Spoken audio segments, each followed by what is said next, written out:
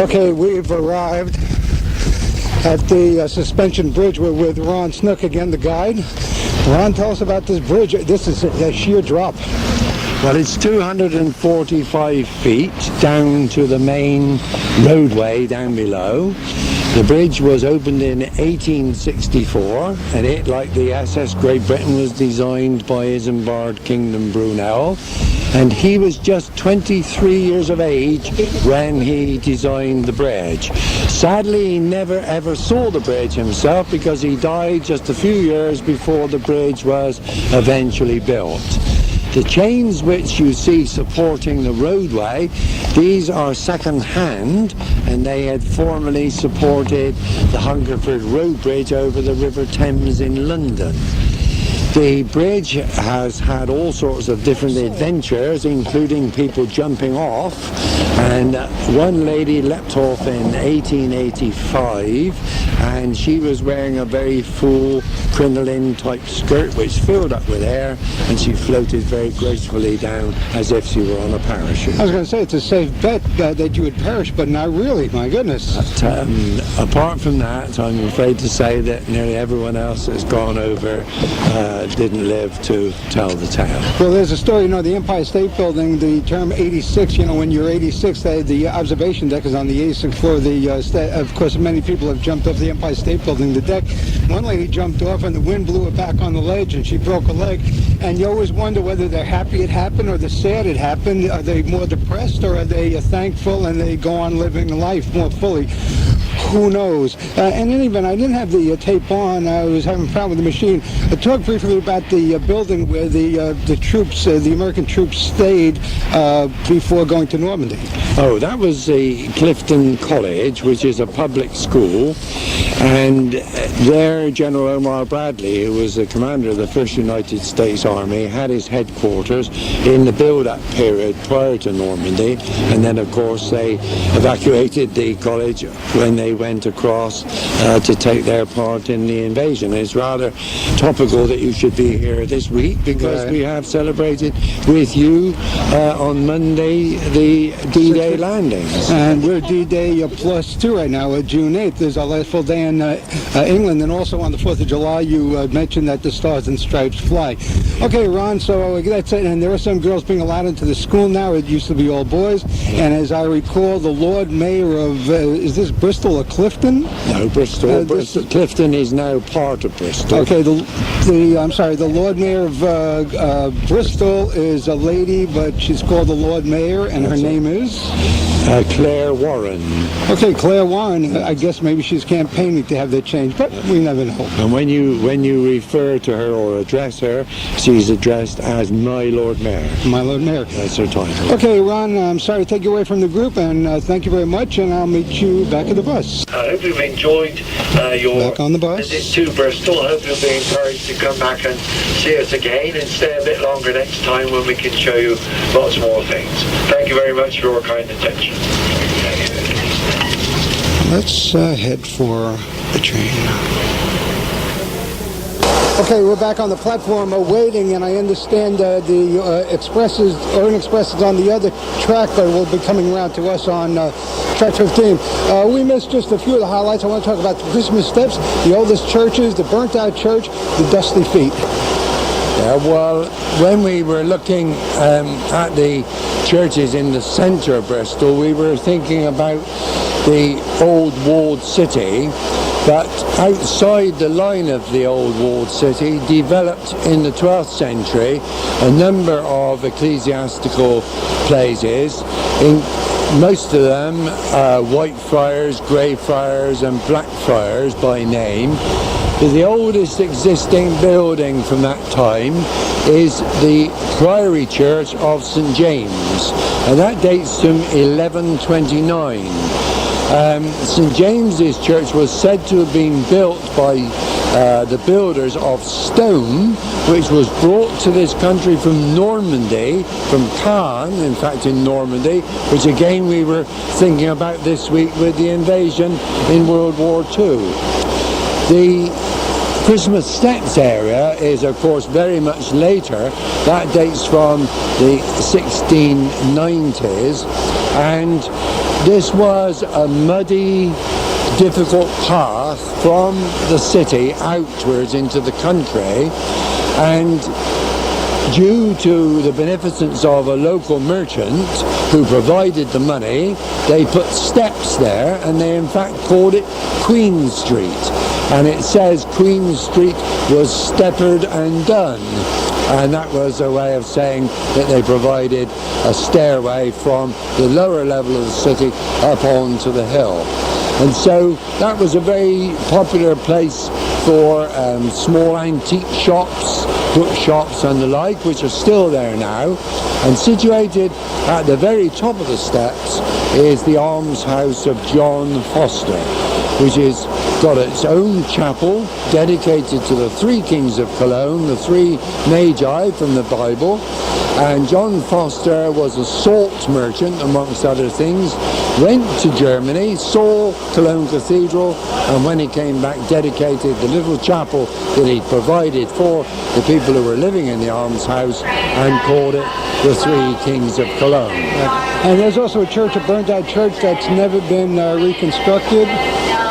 Yes, the Church of St. Peter, and St. Peter's was a fully operational church up until 1940, and then on the 24th of November 1940, which was a Sunday evening, commencing round about 6:30 in the evening, the German Luftwaffe came over and commenced the first major raid on Bristol, in which that church and a few others of our city churches were destroyed. And so that is going to remain as a memorial building to the people of Bristol. They're not going to rebuild it. It will stay as it is, standing as it does now in a park area where is also commemorated the great castle of Bristol, which stood on part of the land adjoining the church. And finally, unless you have something you'd like to add, the Leaning Tower of Bristol, I guess you call it that. Yeah, the Leaning Tower, well, we are rather proud of that one because there aren't too many towers leaning over at that angle.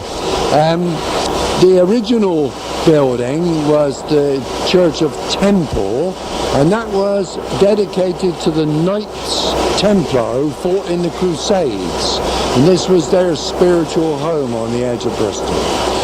When the air raids came along in 1940, the body of the church was destroyed, and so that's just a shell, but the tower remained. Now, it was put up about 1340, and almost immediately they put it up, it went over on an angle and it stayed rigid ever since like that. So the Leaning Tower of Bristol is a bit of a landmark. 5 feet to the lean. Yes, indeed. You are great, and thank you very much, sir. Thank you very much, and I'm very pleased to have met you and hope you've enjoyed your time with us. Thank you, sir. We're with Michael Rennie, not the actor Michael Rennie, but Michael Rennie, your title here with Orient Express. Actually, Venice Simplon, Orient Express. I'm the train manager, and I've been the train manager since the train started in 1982. This particular train or general? This particular route? Yeah, no, this particular train in general. Wherever the train ran, I've been the train manager since the English Pullman started back in 1982. This is a train. In fact, it's shaped like a train. It's built like a train. It runs along rails like a train.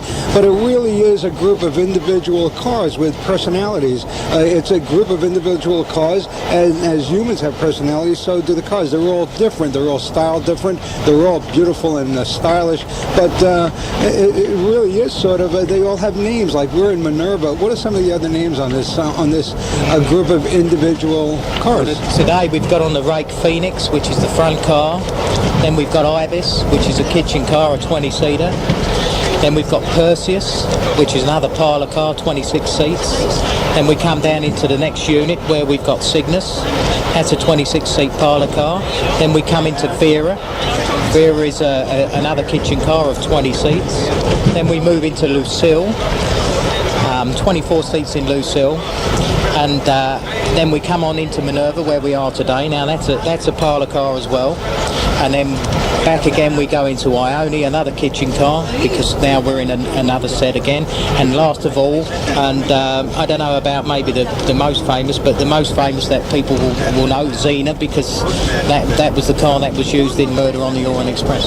Well, that was the Agatha Christie film Murder in the Orient Express. Oh, so that was the one that was used, but that was a sleeper, was it not? Or that was one of the cars. I know Richard Woodmark was killed in his sleeper. So, but there are no sleepers. This is That's a day right, car. yeah. This, in actual fact, was a day car, but it was part of the train at the time. Right. So this would be a day car. One thing I noticed now, folks, those who have been tuned into this series here in England, we happened upon what's called the McWash over at McDonald's in the bathroom, a rather unique aspect of the bathrooms at McDonald's on Golders Green, in Golders Green. You have a very unique lavatory here. I guess it's a lavatory. The handles on the seats. Talk about that. Well, yeah, there's side handles on the top of the seat and the side lifting seat, obviously for the gentleman to lift up. Now we've got a nice mosaic floor in every toilet, every one different.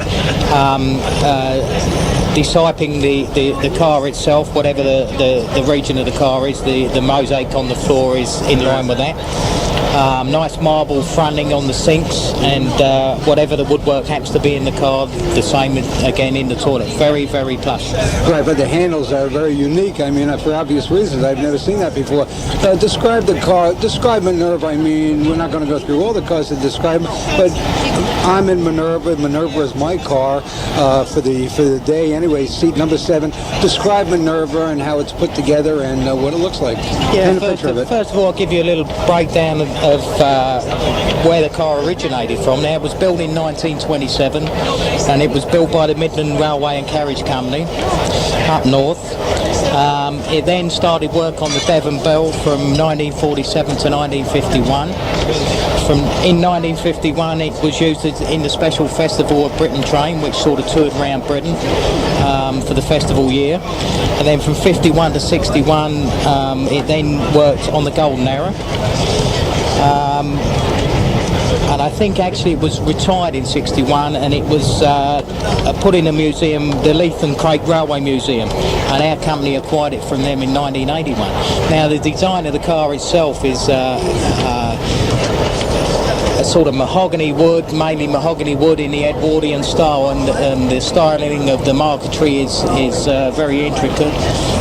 Tiny little scrolls and bells and flowers, and it looks very, very nice. The brasswork, all original. The brasswork's all from all the original moulds, some of the original brasswork as well. Lalique crystal lampshades, brass lamps on the table with silk lampshades, silver vases, white tablecloths. Right. And of course, that description does not fit any other car. Each carriage of car is different. What's the top speed to move along and change direction here? The top speed of the Express? Well, we're governed to 75 miles an hour, which I think really is in line with the cars. Some of the cars obviously are wooden, and that obviously restricts us to our 70 miles an hour. Sorry, 75 miles an hour. But as you can feel as we're going along here now, it's a very reasonable ride. Right. And how is it powered? Well, we're pulled today by a 47 diesel. We mainly use these all the time unless we're on a very special occasion, and we do a little bit of steam haulage. Mm-hmm. I saw some smoke coming up. This is a great ride going home. This is very relaxing. Of course, the dinner was fine, and we didn't have breakfast. We actually had brunch. What about the other routes that the Orient Express takes? Well, we do quite a lot in the UK. I mean, as today you're on one of our tours, and we do 2 tours a week, which alternate between the Bath Bristol, which we're doing today, and on Friday we do the run round lunch, and the following week that alternates again to Leeds Castle and Canterbury on the Wednesday. Again on the Friday we do a Salisbury Bath. We also do quite a lot of special events where we do places like Chatsworth House, Warwick Castle, special trips up to one-off trips up to York and up north, different things. The main train, obviously, as people know, runs down to Venice. through France, up through the Alps. Bangkok. Well, yeah, there's another train just started out in Bangkok, which Actually, is that's called the Eastern Oriental. the Eastern Oriental Express. Yeah, it's been running now about 6 months, and there's real good reports coming back from that. Right. Of course, it sort of Orient Express sort of fell on hard times with air travel, of course, in the early whatever, and now, of course, it's coming back. People looking for style and class and grace, and this would be it, I guess. Yeah, sure. I mean, it's the ideal way to travel, and in actual fact, we have regular people that travel with us to Europe that would rather take the leisurely ride, and obviously can afford the leisurely ride, than take the internal flights. Right. Okay, Michael Rennie, I'll let you go. I thank you very much. We're running a little low on date over here, and we're running a little low on time. Anything you want to add about this Orient Express? This morning when I got up, it was raining, and I felt a little down, and then I said, wait a minute, rain, dark, gloomy, Orient Express, murder on the Orient Express, and then the sun came out. It was gorgeous, and I was just as happy about the sun. Well, I just think I'd just like to say to you that I hope you've had a real great time, and I hope to see you again, and you'll come back and visit us. Well, that about does it for the Orient Express today. Our trip on the Orient Express into Harveys Bristol Winery and Museum in Bristol, England. Just a couple of thoughts before we go. This is our last full day in England. Our first day, my first time out of America. I'm watching the English countryside go by, and kind of hoping I could spend another week. I'm really a little saddened by the fact that I'm leaving this country behind, and some very fine people. As I mentioned before I came over, I was told by more than one person that the English don't really like to speak. They don't chat much with strangers, and I have not found that to be true. This has been a wonderful experience, and some wonderful people. And of course, I'd like to start by thanking the folks at Virgin Atlantic Airways, Richard Branson, the chairman, founder, and the gentleman I first contacted by mail, and he set this whole thing up and got me here, and he's going to fly me home on a big 747. And the folks that work with him, my original contact, the lady in New York City who's now in San Francisco with Virgin Atlantic, Jan Carraway, and the lady that took me from there after Jan left town. I hope I didn't drive her out of town. Diane Leifer of the Public Relations Office at Virgin Atlantic at 96 Morton Street, and I believe the number is 1-800-862-8621 for reservations. They're total class. Wandanet, hi Wandanet, she's with Virgin Atlantic at 96 Morton Street, Manhattan. Also, Mary Homey, International Public Relations, they're in Newport Beach, California, and our contact there is Rebecca Frazier, who has put up with all my insanity regarding taking this trip. And thank you, Rebecca Frazier, again for Mary Homey, International Public Relations, and also my initial contact, Krista Branch of Abercrombie & Kent International Incorporated, and they are the general sales agents for Venice Simplon Orient Express. And also, of course, thanks to my daughter Kimberly for her inspiration and getting me to do this thing. And I thank you very much, and I love you very much. And happy birthday, by the way, Kim. She was at 26 on June 6th, so happy birthday, and I'll see you when I get back to the city. In the meantime, you've been listening to Visions, a series of visits to almost everywhere, and we have been everywhere. Thanks for listening, and we'll see you again soon. Designed by Isambard Kingdom Brunel, and he was just 23 years of age when he designed the bridge. Sadly, he never ever saw the bridge himself because he died just a few years before the bridge was eventually built. The chains which you see supporting the roadway, these are second-hand. And Okay, we've arrived at the suspension bridge. We're with Ron Snook again, the guide. Ron, tell us about this bridge. This is a sheer drop. well, it's 245 feet down to the main roadway down below. The bridge was opened in 1864, and it, like the SS Great Britain, they had formerly supported the Hungerford Road Bridge over the River Thames in London.